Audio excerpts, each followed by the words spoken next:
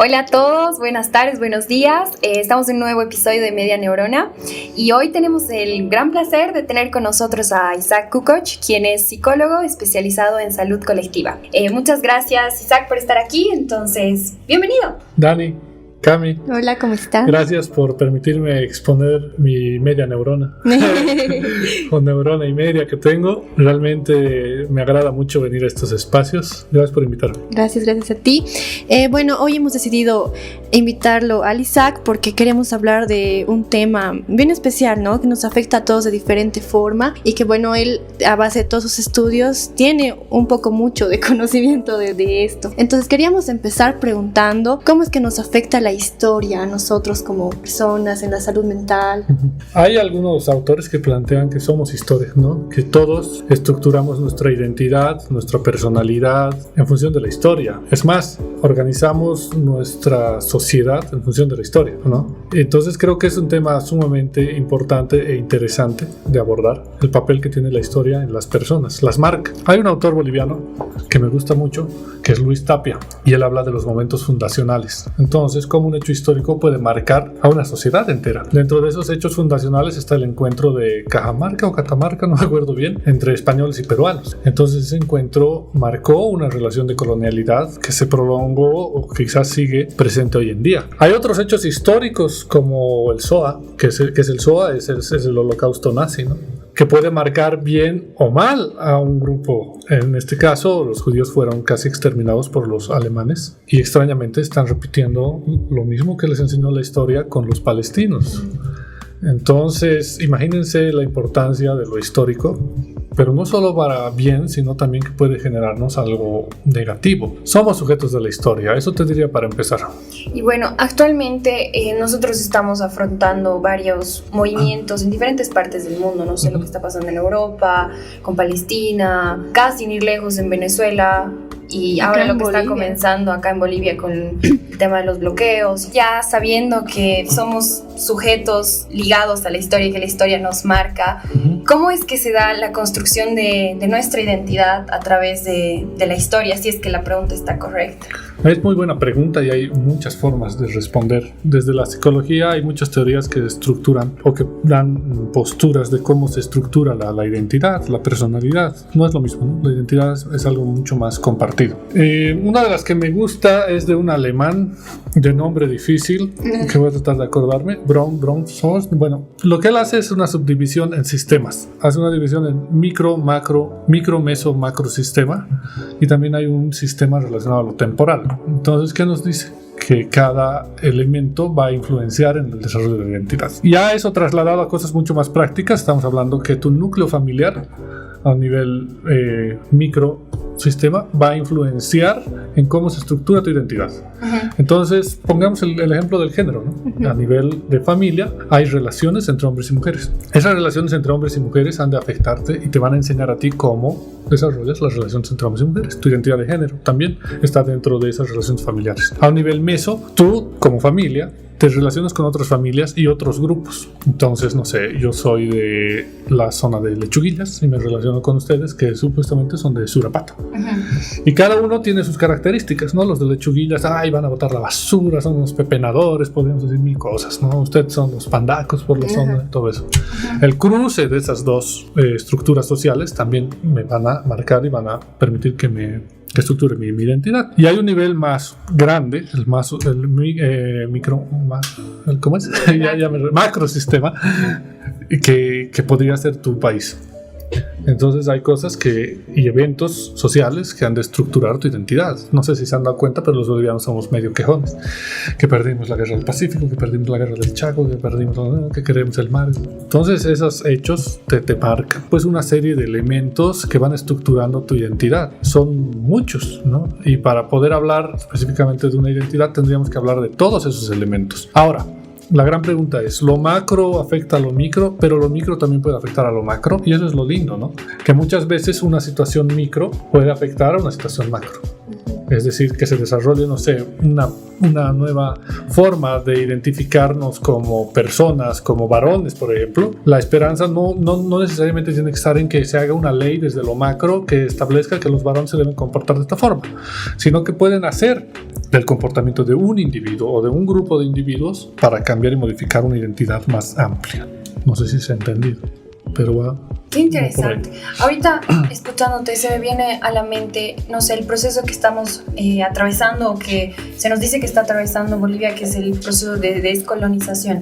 Ya, entonces, sí. A mí se me viene esta pregunta de qué se refiere necesariamente el descolonización y cómo nos afecta a nosotros como individuos o como colectivo dentro de nuestra salud mental. En sí, ¿qué es la descolonización? Sí, ¿Nos podemos descolonizar? Lado, ¿no? Claro, imaginamos que es un tema bien amplio, pero la descolonización que viene, ¿no? ¿Desde qué punto lo estamos viendo nosotros? ¿Desde descolonizarnos para ser genuinos? ¿O descolonizarnos para qué? ¿Para cambiar? ¿No? ¿Cómo surge este tema de lo colonial y lo decolonial y la descolonización? Primero entendiendo que ha habido un proceso de colonización. Entonces este proceso de colonización es un proceso material, real, concreto, que está ahí y ha sido el proceso de la conquista, ¿no? Este proceso de colonización nos plantea que hay una diferencia entre el que coloniza y el que es colonizado. En términos de Dussel, eso se ve como el sujeto que sabe y el otro que es un salvaje. ¿No? Por eso él habla mucho de lo que es el encubrimiento del otro en realidad. Cuando el europeo encuentra al americano, se siente un ser superior y se denomina al otro inferior. Y se lo empieza a tratar de esa forma, entonces no es solamente eso, sino es una cosa material, porque se lo hace trabajar gratis o a muy mala paga, se lo explota pues. Y se apoderan además de sus recursos naturales. Entonces ese es el proceso de colonización. Y eso también trae un asunto cultural que es aniquilar la cultura e imponer la religión católica y todas las mañas que traían los europeos. Entonces después de eso nos damos cuenta que ha habido una colonización y en algún momento se empieza a hablar que teníamos que olvidar eso, salir de eso y descolonizarnos. Entonces cuando hablamos de descolonizar es olvidar ciertas prácticas nocivas que se hicieron con la gente en estos lares. Recuerden que también eso pasa en África, ¿no? África fue colonizada, Norteamérica fue colonizada. Entonces no es algo que hemos inventado nosotros. Los norteamericanos, los afroamericanos han desarrollado mucho en torno a ese tema y es muy interesante lo que ellos hablaban, porque decían que en realidad al ser aislados y no ser parte nunca de ese nuevo estado que se creó, ellos tenían que desarrollar sus propias formas de vivir, de estar. Y es un poco lo que se vivía aquí con los ayllus, con los grupos étnicos. Por eso René Zabaleta dice que en Bolivia había un estado dentro de otro estado, varios estados dentro de un estado. La Bolivia bigarrada es esa posibilidad, esa resistencia a lo colonial. Entonces descolonizarnos es un poco recuperar eso. Lo que no sabemos es cómo se hace.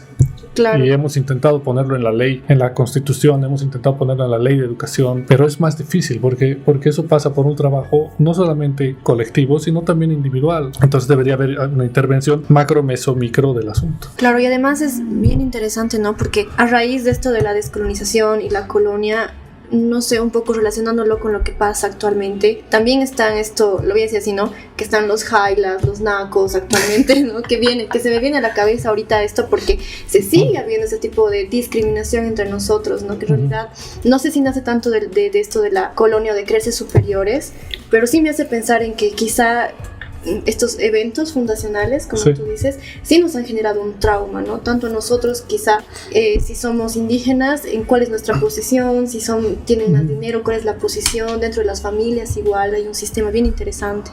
Es que esa es una visión, lo de lo colonial y lo no colonial. Entonces va a haber el colonizado y el colonizador, pero la cosa y la vida social es mucho más compleja porque lo que tenemos son clases. Hoy en día están usando el término de castas, se lo ha apropiado la derecha ese término, pero viene de pensadores de izquierda. Entonces también somos un mundo que se organiza por castas. Entonces esas castas se pelean, pugnan entre sí. Es lo mismo que las clases para los marxistas, ¿no? Media, alta, baja, burgueses, proletariado. Entonces creo que es algo un poco más complejo que lo colonial, sino es también una forma de organización de las ganancias y los privilegios y el poder dentro de las sociedades. Me gustaría ahorita preguntar si es que el término de la colonia actualmente todavía nos sigue afectando. ¿Y cómo es que lo podemos observar? ¿Cómo es que todavía nos sigue afectando? Si es que todavía lo hace. Ha mutado, pues ya no es esa colonización que venía con la religión y bueno, una apropiación por el uso de un poder, pero centrado en la fuerza, ¿no? La violencia. Hoy es sutil. Es decir, el proceso de colonización, es decir, de implantar el poder sobre otro grupo étnico, es mucho más sutil. Lo pueden ver por los medios. Es decir, Estados Unidos está muy preocupada porque China desarrolló el TikTok y mediante el TikTok están, en cierta forma, colonizando los Estados Unidos, ¿no? ¿Por qué? Porque llevan sus conocimientos, el algoritmo lo programan ellos, entonces de esa forma pueden manipular un poco qué pasa con la gente. Claro. ¿No? Esa es una forma de colonización y de la misma forma nos llega a nosotros hoy en día. Es decir, a mí me preocupa mucho el hecho de que hemos pasado como 15 años que hemos hablado de lo de colonial y a los jóvenes les interesa cosas que no tienen absolutamente nada que ver con lo local. ¿No? Si tú ves, todo el mundo está metido en las redes, todo el mundo está tratando de ser un reggaetonero y de que seguir esa onda. Entonces ese es un proceso de colonización. Y no es solamente cultural, es un asunto también material. Es decir, el hecho de que dependamos del gas, de la gasolina y el diésel de otros países es pues una dependencia, podría decirse colonial, ¿no? ¿A qué voy? A que también es un asunto material esto de la colonización y pasa por estas estructuras y estas formas de organizar el mundo que el capitalismo nos ha traído. Entonces, de cierta forma, está estructurado que todos somos dependientes del petróleo, por ejemplo. Si hubiéramos hecho un cambio energético real hace 15 años, tal vez tendríamos cosas eléctricas, tal vez estaríamos utilizando más el gas. Los que han cambiado su auto a gas no han tenido problema estos días. ¿No? Entonces eso te hace un poco menos dependiente, el que desarrolles cosas que te permitan ser más autónomo. Y creo que ahí no hemos tenido muchas luces. También me pongo a pensar quizás un poco de una forma un poco más individual, más personal, cómo nos puede afectar la colonia en sí misma. Hace poco yo estaba hablando sobre esto un poquito en terapia. Estábamos hablando un poquito con mi psicólogo sobre mi familia, desde muy atrás, desde mi abuela, que mi abuela fue adoptada y fue adoptada por una familia bastante adinerada y bueno, varias cosas que al final han resultado en que mi familia ha resultado ser bastante clasista, el tema de que los apellidos y todo esto, y me he puesto a pensar, bueno, hemos trabajado cómo eso afecta ahora en mi identidad y en, no sé, los mandatos que manejo y los patrones que mi generación está rompiendo. Y también hemos hablado un poquito sobre el trauma. Por ejemplo, mi familia tiene una cosa bien interesante por ahí, por ese lado. Entonces quería preguntarte, ¿no? También si el trauma de nuestros antepasados, de nuestras familias, lo que ha pasado, nos puede afectar actualmente y de qué manera se relaciona con la historia, con la colonialidad, con el tema de las clases sociales y todo esto. Qué interesante lo que digas y qué valiente, ¿no? Compartir las cosas personales. Es a veces un ejercicio muy difícil. Hay dos autores que voy a traer a la colación para que podamos analizar un poco este tema. Una es Silvia Rivero Cusicanqui y la otra es la de mi chanchillo. Es una que escribe un texto muy lindo que se llama Esos padres que viven a través de mí, que es Yolanda Gampel. Interesante, dos mujeres nos van a ayudar a entender esto. En primer lugar, este problema de lo colonial no sé si se soluciona simplemente recordando o revalorizando lo que es tu ascendencia indígena, por así decirlo, ¿no? O la que ha sido, en este caso, discriminada o menospreciada, sino también hay que reconocer que ambas situaciones van a convivir en lo cotidiano, ¿no? O sea, uno que esté del lado de lo colonial, de lo que vino y se impuso, y otro que ha estado oprimido. Entonces Silvia Rivero Cusicanqui trata de no generar una pelea entre ambos espacios, ¿no? Que hay que decolonizar, ¿no? Que pensamos que sí, que la colonia también es parte de nuestra identidad, ¿no? Y estructura la teoría del mundo Chiji o Chixi, no sé cómo se pronuncia, que me disculpen, no sé aymara, pero creo que es Chiji, que dice que nosotros somos ambas cosas, es decir, grises, ¿no? Es blanco y plomo, mezclado en uno. Entonces, dependiendo de tu situación de vida, tendrás que aprender de uno u otro lado. Porque las dos cosas existen en la realidad y están ahí. Entonces a mí me encantaba lo que Silvia planteaba de que tienes que indianizarte, y eso pasa por un reconocimiento de tu historia familiar. A mí me ha costado reconocer que mi historia familiar es jodida también, ¿no? Porque ambos abuelos eran patrones, unos tenían una finca, otro una mina, y trataban muy mal, bueno, no mal, no sé si muy mal, pero de seguro no era el mejor trato que daban a las personas que trabajaban con ellos. Es más, algunos dicen que sí, era malo. Entonces reconocer eso para empezar es duro, es algo individual como tú estás haciendo, pero también en algún momento va a ser algo que vas a discutir con la familia. Claro. Y creo que eso de volvernos chixis es interesante, porque ahí vas a aprender cosas que hoy en día serían muy útiles. no sé, ante situaciones de crisis económica y demás situaciones, todos deberíamos saber cultivar nuestros propios productos en casa. Y más en ciudades como Sucre, que todos tienen patio, ¿no? Pero ya hemos perdido esa parte. Porque si tú te dedicabas a hacer eso, uy, que eres indio, que no, ¿qué te pasa? ¿Cómo vas a cultivar? Como a nosotros, ¿no? Cuando yo entraba, por ejemplo, a la cocina, a aprender a cocinar y me encantaba, y hasta ahora me encanta, me sacaban de un cocacho. Entonces en eso también tengo que apelar a los chicos y aprender esas cosas nuevas. Ahora puede ser que del otro lado también tienes que aprender para vivir en este mundo. O sea, yo cada que voy al campo me sorprende el hecho de que muchas veces cuando hablamos de educación, los padres quieren que sus hijos hablen español, no solamente quechua o no solamente aymara, porque es parte de ese acomodarse. Parece que ellos son más vivos en ese sentido y entienden que eso les va a ayudar en la vida. Entonces es como tendría que ser como algo complementario más que algo opuesto. Ahora, ¿nos marcan estas cosas? Creo que sí es importante. Por eso traigo a colación a la compañera que escribe, a Yolanda, que escribe Estos padres que viven a través de mí, que es una teoría muy interesante porque ella empieza a trabajar con los judíos, que bueno, ahora no son los más famosos, pero empieza a ver que muchos niños tienen problemas de comportamiento y este problema no tiene un origen claro. Entonces encuentra algo que coincide entre todos estos niños, que es que todos sus abuelos vivieron en el Shoah, es decir, fueron parte de campos de concentración. Y ahí nos damos cuenta de cómo ese hecho histórico atraviesa generaciones y se evidencia en patologías. En enfermedades no tan graves, pero en enfermedades mentales, lo cual quiere decir que hay una radioactividad psicológica. Es decir, hay eventos tan fuertes que pueden trascender varias generaciones. Y no solamente históricos, ¿no? A nivel familiar también.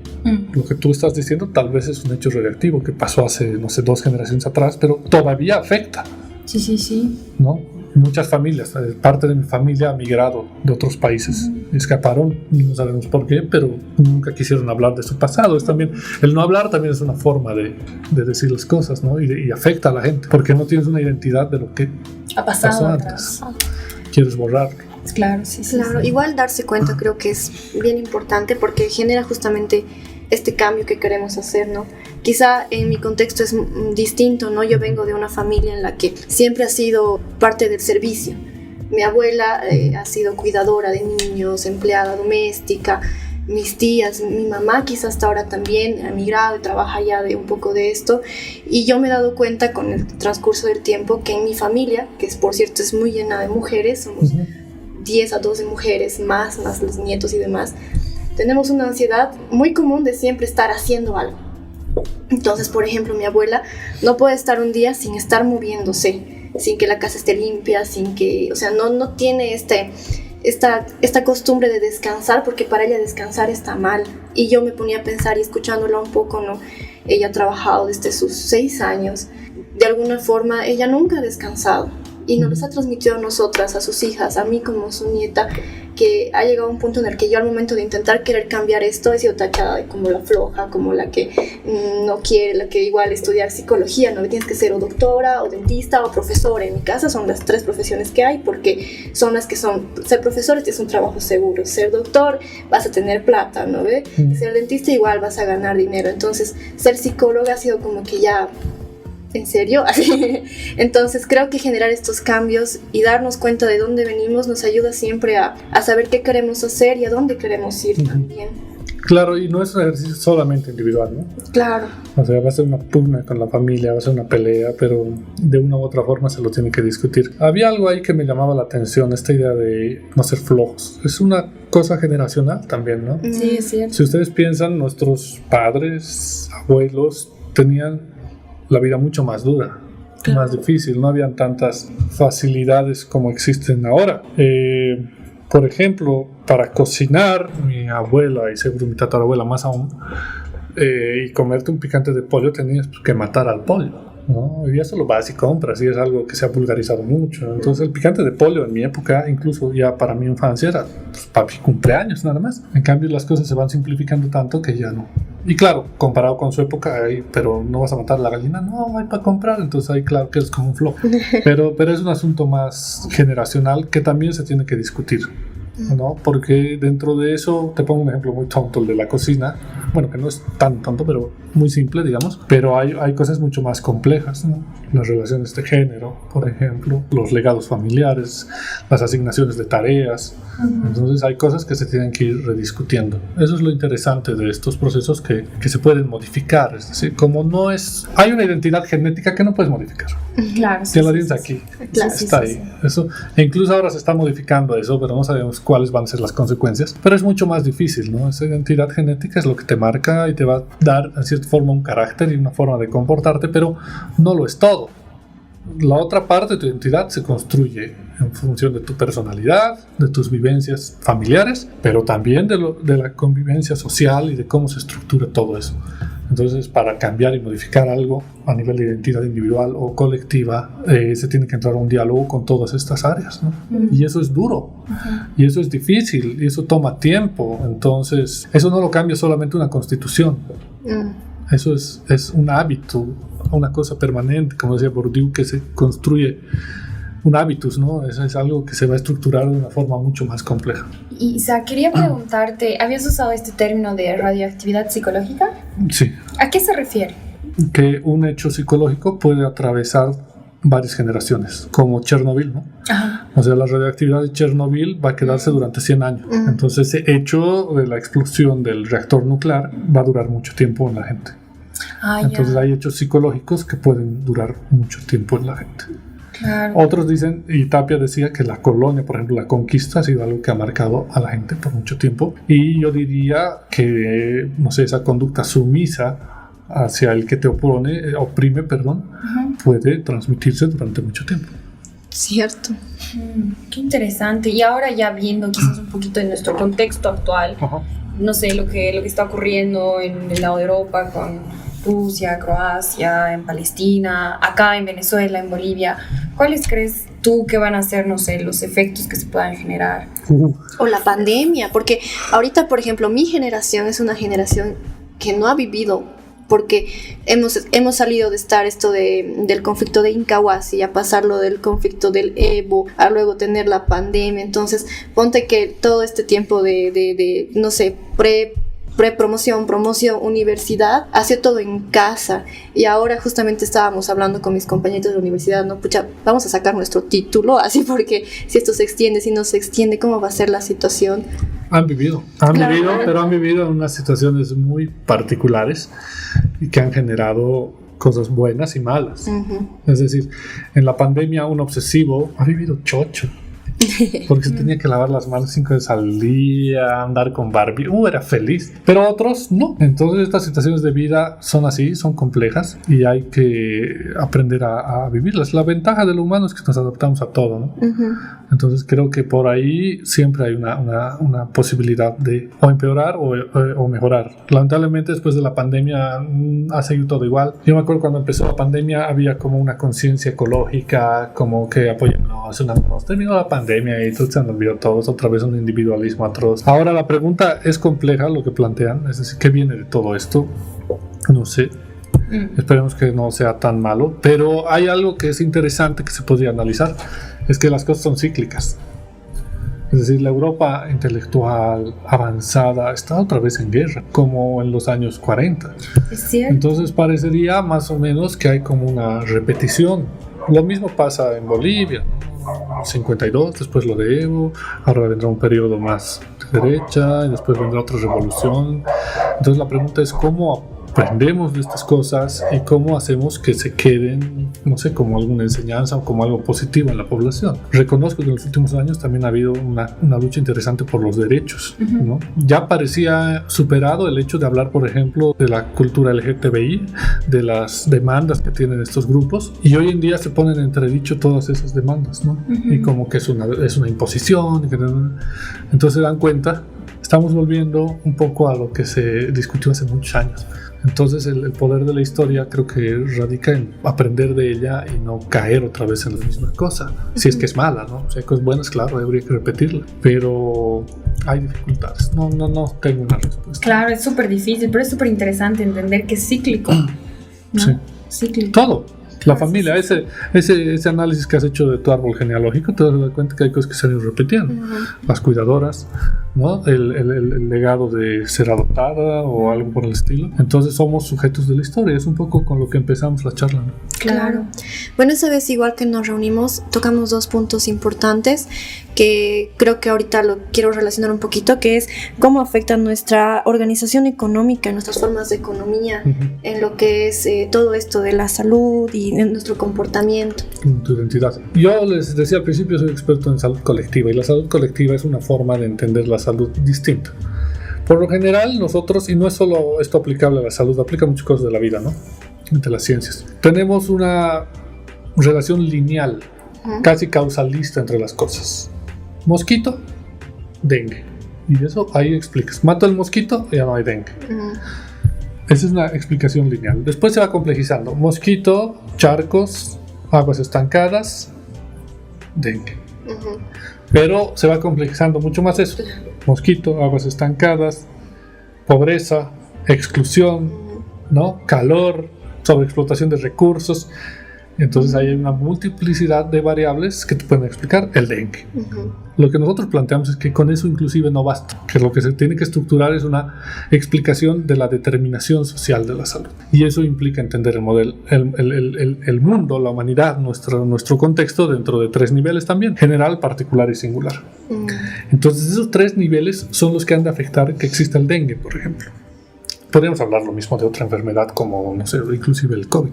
Entonces, ¿qué pasa en estos 3 niveles? El nivel individual es donde yo encarno la enfermedad. Y sí, hay una responsabilidad mía por no haberme puesto quizás el repelente. Pero no es solamente eso, ¿no? Sino es que mi condición de vida, vivo en el plan o cerca al plan 3000, en una periferia de Santa Cruz, entonces también se relaciona con mi situación social, de pobreza. Obviamente, si empieza una epidemia de dengue en los condominios, pues habrán fumigar y se acabó el asunto. Hay otros lugares donde no se va a poder hacer eso, porque están excluidos, porque están marginados.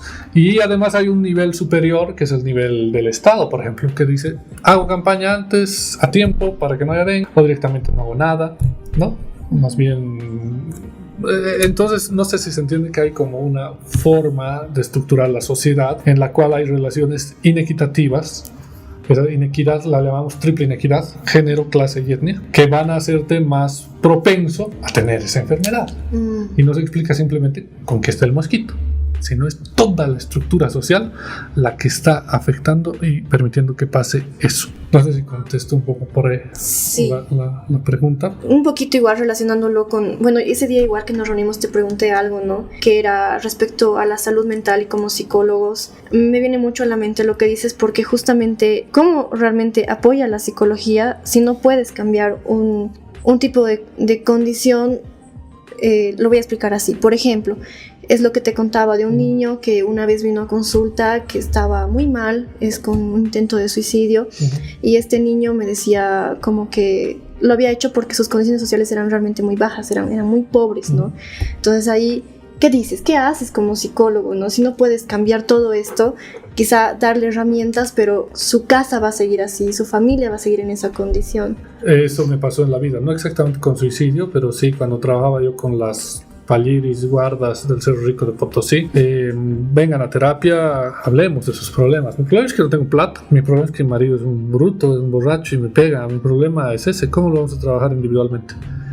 Puedes trabajar, puedes paliar la situación de cómo se sientan en torno a su condición de pobreza, incluso puedes apelar a la psicología positiva y decirle, pero eso depende de ti, tú puedes ser un emprendedor, puedes salir adelante. Pero no, tenía la misma duda. Entonces, al ver que no podía solucionar eso, yo me incliné por la psicología social.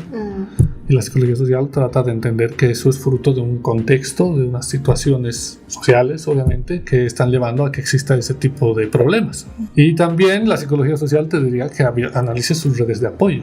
Es decir, no es solo que él esté pobre materialmente, sino que no tiene apoyo de los parientes en el colegio. Es decir, esa es la punta del iceberg, ¿no? ¿Has visto la punta del iceberg que ha sido el intento de suicidio? Debajo de eso hay un mundo entero.